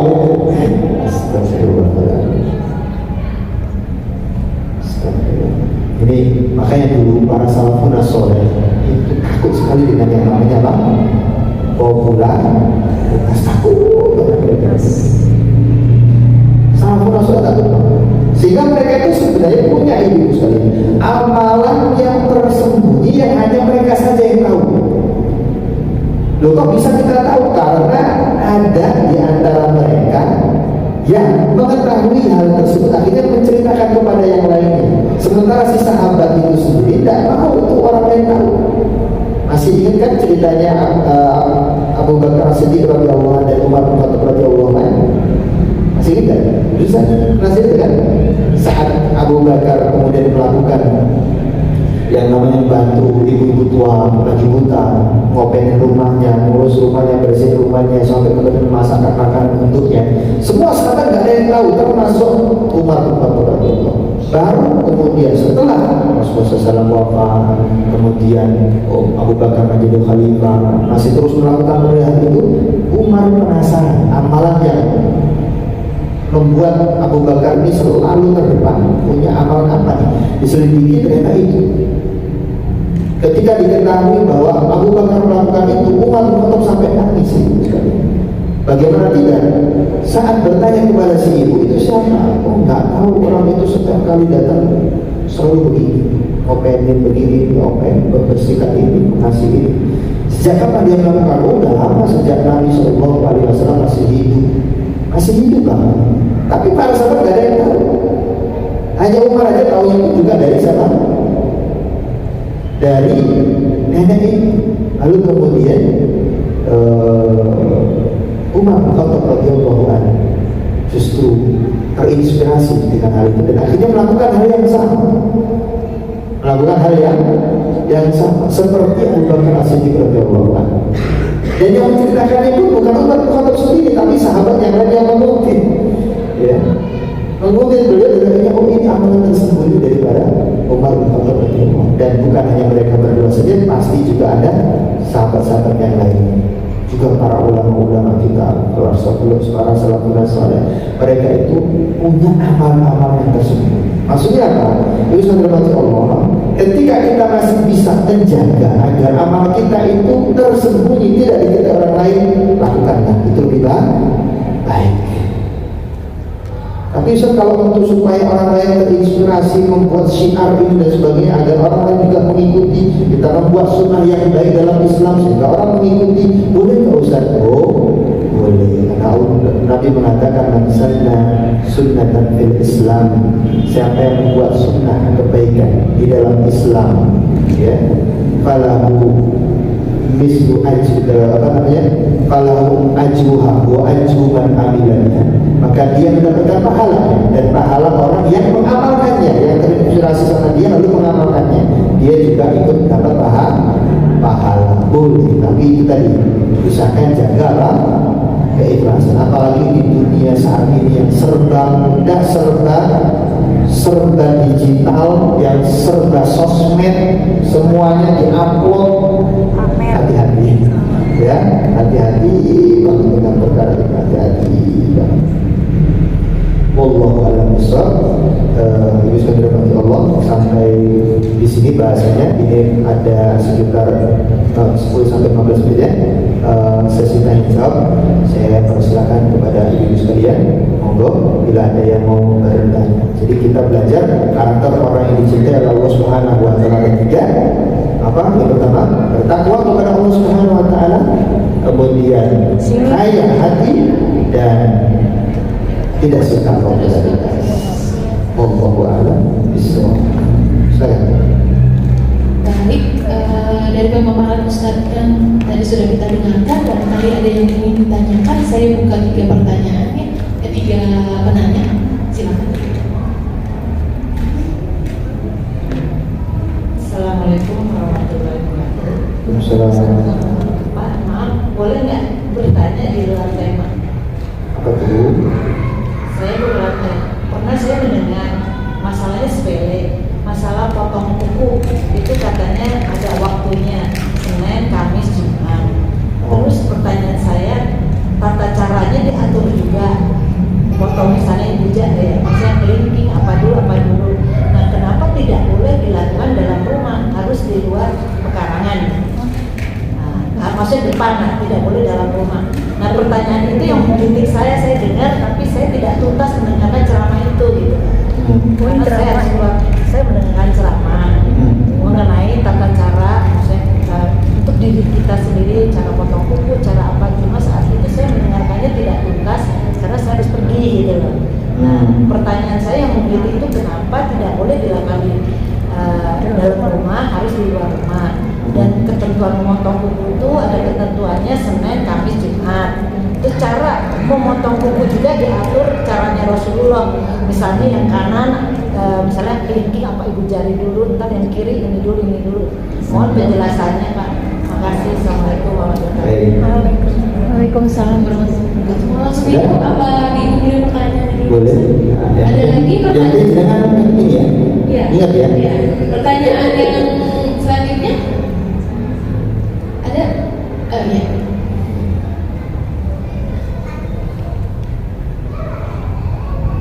Pak Ustaz, saya mau tanya bagaimana cara kita menghadapi orang yang selalu berkata bahwa kalau ada yang menyakiti dia dan dia sudah memaafkan, tapi dia selalu menyikapi di hatinya itu bahwa bekas luka itu bisa sembuh, tapi bekasnya tidak bisa sembuh. Nah, itu gimana? Bekas rasa sakit. Iya, betul. Apakah itu dia sudah memaafkan atau belum, dan kita cara menghadapinya gimana? Baik. Oke. Satu lagi. Yang terakhir, satu lagi ada? Oke.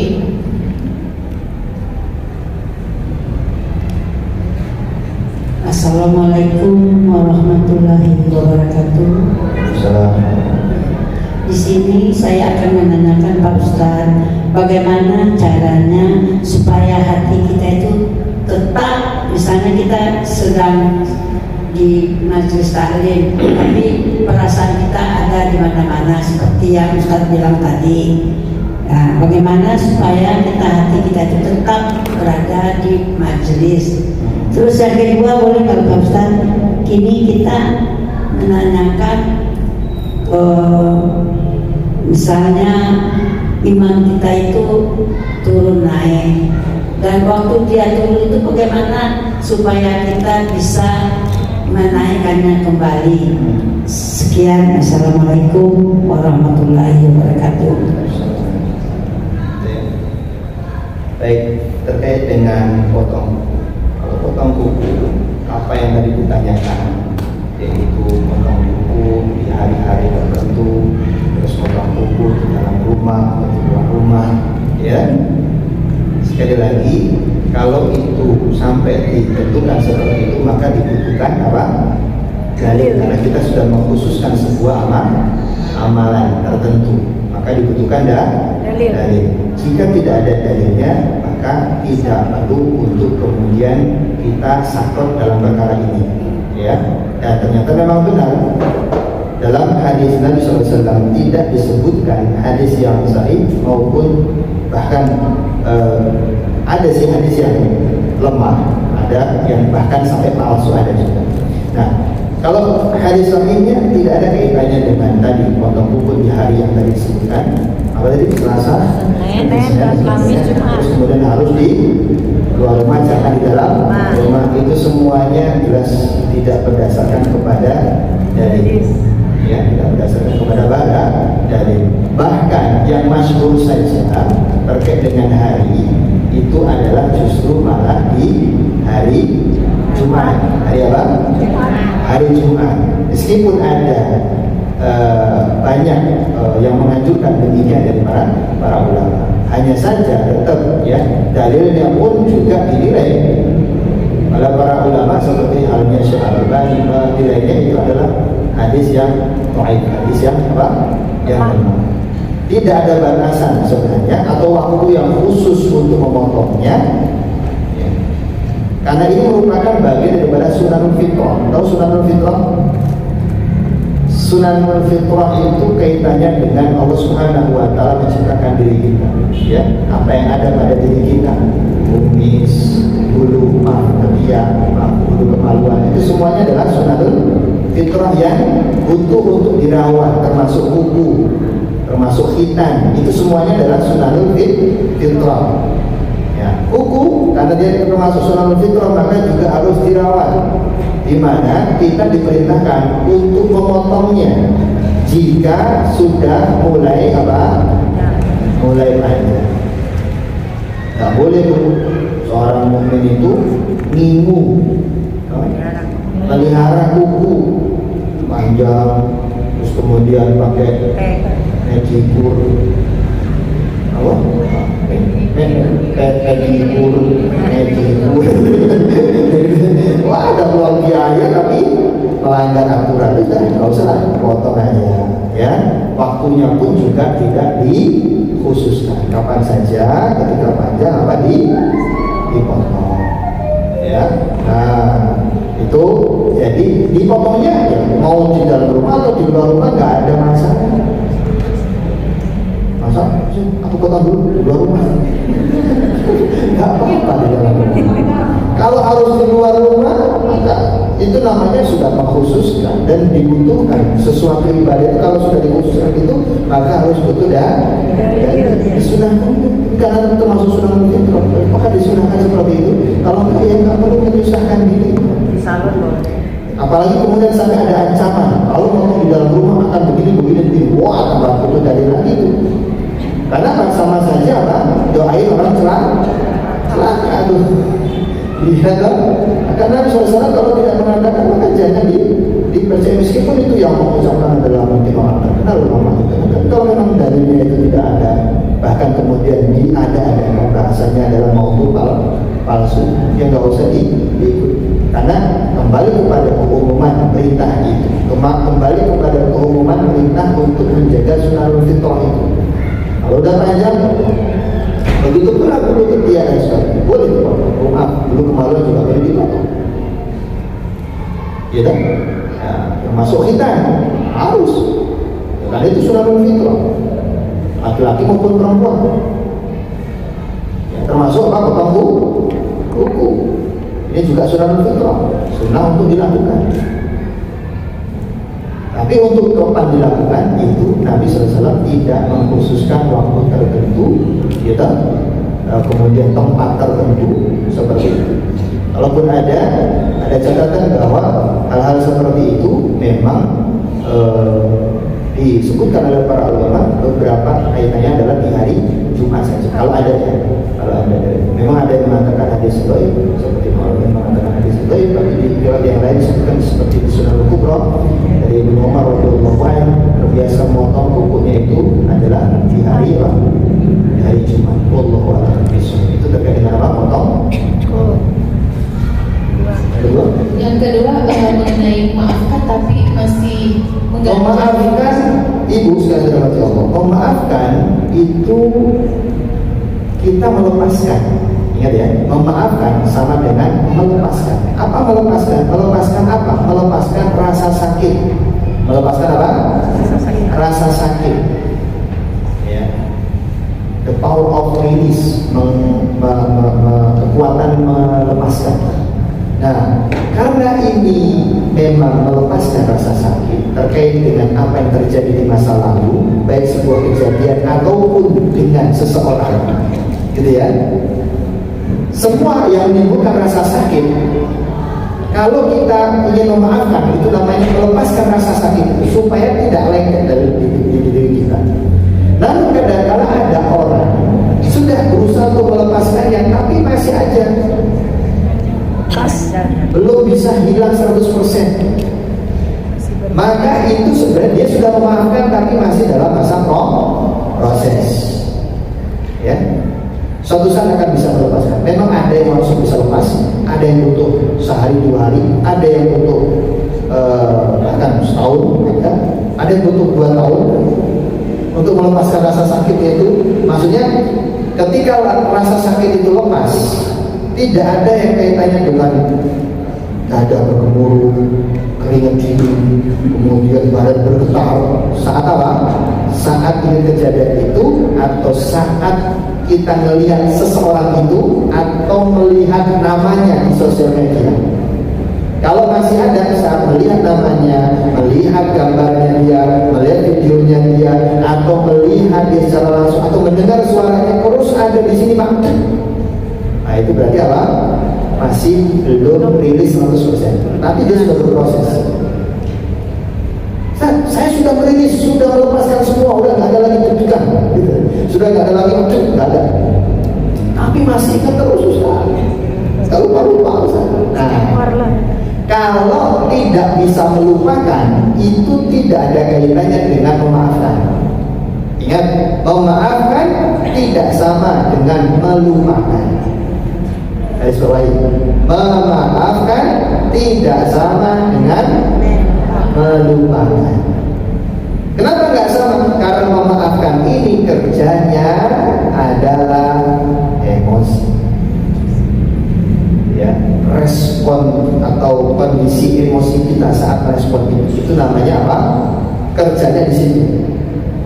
Kerjanya di situ. Area emosi kita, hati kita. Tetapi melupakan ini kerjanya memori, ingatan kita yang tidak mungkin terlupakan. Mustahil, ya, mustahil. Gak mungkin orang bisa melupakan, pasti keingat. Karena itu sudah tersimpan di mana? Di memori, ingatan kita. Selamanya gak akan lupa. Tapi muatan emosinya itu sudah nggak ada. Meskipun ingat biasa aja. Meskipun ingat enggak. Meskipun ingat enggak keringat dingin. Meskipun ingat tidak gemetar, biasa aja. Seperti seseorang yang pernah saya bantu. Jadi dia itu sama kepala dia dulu di sebuah sekolah. Nggak tahu kenapa masalah dan sebagainya, sehingga dia sama kepala sekolahnya, kepala pimpinannya itu, jangankan melihat orangnya, dengar motornya masuk sekolah, tong tong tong tong tong tong, itu sudah gemetar, keringat ini, takut luar biasa dan sebagainya. Dia sangat marah dan sebagainya, nggak tahu kenapa. Dan itu berlangsung bertahun-tahun, tersiksa dia. Pas kita ngadain training, waktu itu saya ngadain training positif self talk, ya. Terus di acara training online itu saya ngadain terapi massal, terapi untuk power of release, jadi forgiveness terapi, memaafkan, terapi memaafkan. Itu saya bantu yang ikut itu, dan kemudian dia salah satunya termasuk. Saya minta untuk kasih testimoninya, ternyata pada setelah sesi terapi terus kemudian dia praktekkan itu, besoknya beberapa waktu kemudian kita adain untuk review materi, kita mengundang gratis untuk ikut dan sebagainya. Dia, saya minta semua peserta kasih testimoni apa yang sudah dialami dalam perjalanan ini. Dia ceritakan gitu, bahwa setelah kemarin saat kita menterapi diri kita masing-masing untuk memaafkan, Setelah itu, alhamdulillah, saya merasakan ketika ada dia, gitu ya, si kepala sekolahnya itu masuk, dengar suara motornya, saya nggak ada itu, dingin terus kemudian apa, deg-degan dan sebagainya, menahan marah atau emosi saya itu biasa aja. Saya tanya, beneran nggak ada rasa apa gitu? Nggak ada, saya sudah lepas dan saya merasakan nyaman sekali. Ternyata enak ya, kenapa nggak dari dulu saya seperti ini? Jadi seperti itu. Kejadiannya masih ingat, katanya kejadian masih masih nggak bisa lupa, tapi rasanya sudah netral, emosinya sudah netral, muatan emosinya biasa aja. Itu yang sama juga dialami oleh istri saya. Saya membantu istri saya itu nggak sebentar, sampai 2 tahun, karena rasa sakit yang sangat dalam. Karena dia kan orangnya lebih, tahu nggak lebih? Mencintainya itu luar biasa. Kalau mencintai orang itu totalitas, mencintai sahabat itu totalitas, membantu luar biasa. Nah, ketika justru malah disakiti, ya, ini pelajaran ibu. Kalau mencintai biasa saja, jangan terlalu apa? Berlebihan. Ahbib habibaka yawmal asa an yakuna habibaka yawmal. Cintai orang itu sepenuhnya saja, karena suatu saat dia akan menjadi musuh yang tak tahu tentang bagaimana sehingga kita membenci luar biasa. Dan bencilah seseorang itu apa begitu kayak yawmal asa an yakuna habibaka yawmal. Gitu kan? Itu orang Arab bilangnya begitu. Kalau pengen benci ya udah sepenuhnya aja. Gak suka amal sepenuhnya aja. Jangan sampai apa? Mendarah daging. Karena suatu saat dia juga akan menjadi kecintaan. Suatu saat dia akan baik dan kemudian menjadi orang yang cintai, kan jadi malu. Aku benci sama kamu 7 tahun, gak mungkin kita akan punya, ternyata apa? Anaknya cinta sama anaknya. Akhirnya apa? Besanan. Iya, coba. Itu terjadi. Ya, maka ketika ada rasa sakit, biasa saja.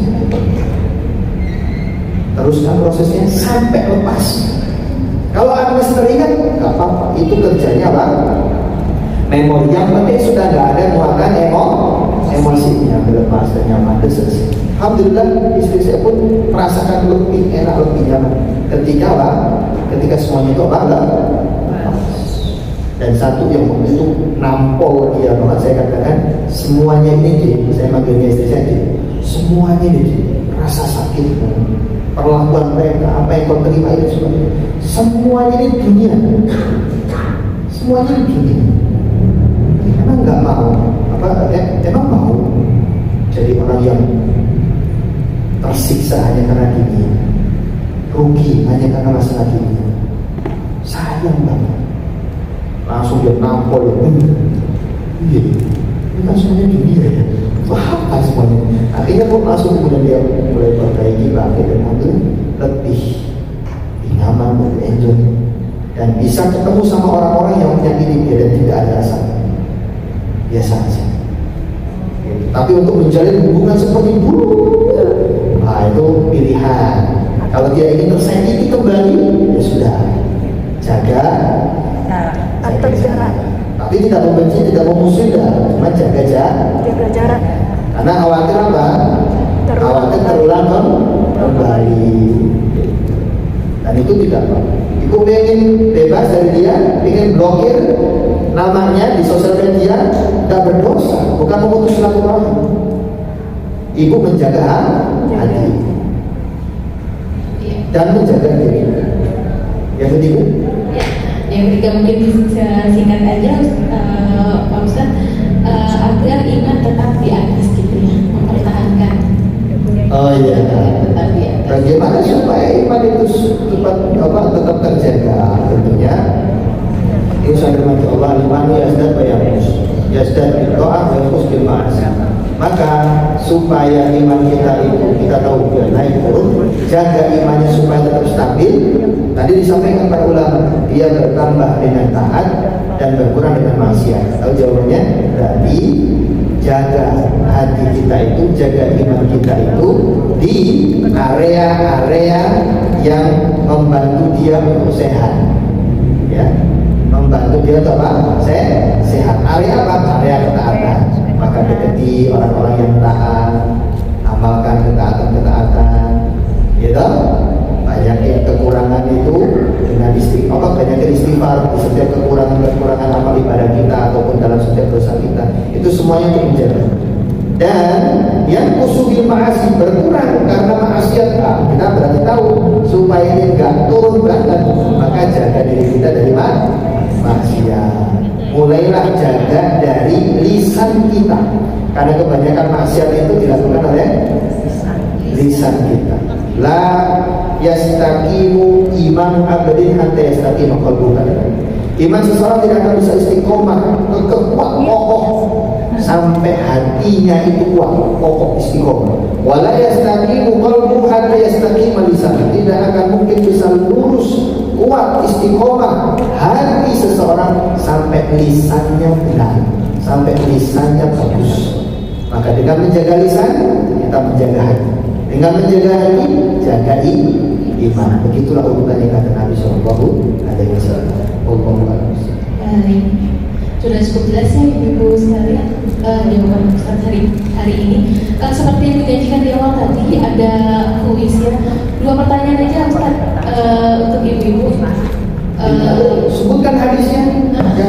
Hadis yang tadi sudah kita hafalkan bersama. Jangan baca ya Ibu ya. Nggak boleh baca. Nggak boleh baca. Oke. Ada? Oke.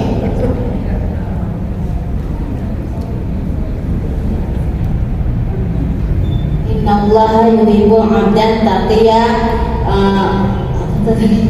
al-baniyah al-khawiyah. Al-khawiyah. Oke.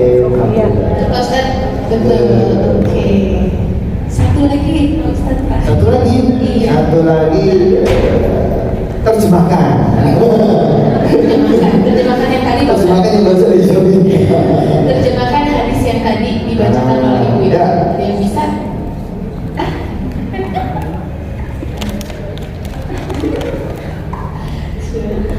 Sungguhnya Allah menyukai hamba yang bertakwa, yang kaya hati dan takut takut akan popularitas. Tidak suka popularitas. Oke. Betul ya Pak Ustaz? Oh. Iya betul. Alhamdulillah. Baik, wis sudah selesai, pertanyaan sudah, materi pun sudah. Yang terakhir kita tolong Pak Ustaz doa untuk pada jamaah di sini. Allah kepada Allah Subhanahu wa Ta'ala, semoga Allah Subhanahu wa Ta'ala senantiasa menjaga dan merahmati hati kita sehingga insya Allah kita menjadi pribadi yang Allah cintai, meningkat ketakwaan kita, begitu pula kita menjadi hamba Allah yang kaya akan hati dan dilindungi dari sikap berlebih-lebihan, terutama dalam terkait dengan popularitas. Semoga Allah menjaga hati kita dan menyelamatkan hati kita.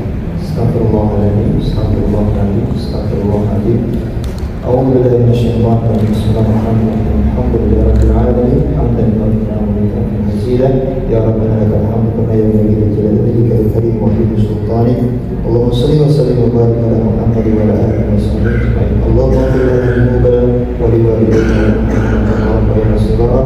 ربنا لا تزغ قلوبنا بعد إذ هديتنا وهب لنا من لدنك رحمة إنك أنت الوهاب ربنا ظلمنا أنفسنا وإن لم تغفر لنا وترحمنا لنكونن من الخاسرين ربنا تقبل منا إنك أنت السميع العليم وتب علينا إنك أنت التواب الرحيم اللهم إنا نسألك علما نافعا ورزقا طيبا وعملا متقبلا ربنا آتنا في الدنيا حسنة وفي الآخرة حسنة وقنا عذاب النار والحمد لله رب العالمين.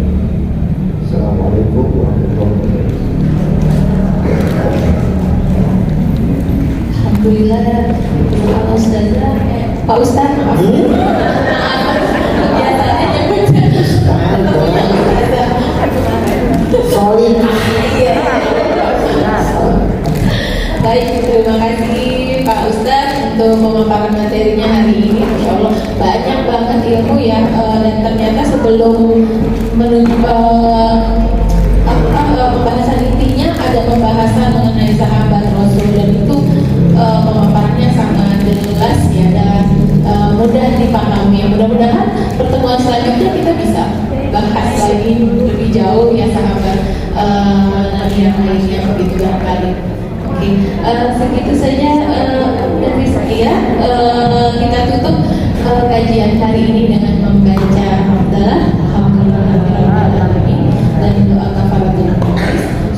Subhanallahumma wa bihamdika asyhadu an la ilaha illa anta astaghfiruka wa atubu ilaik. Sekian dari saya. Wassalamualaikum warahmatullahi wabarakatuh. Oh ya, lupa menginformasikan untuk infak hari ini sebesar 620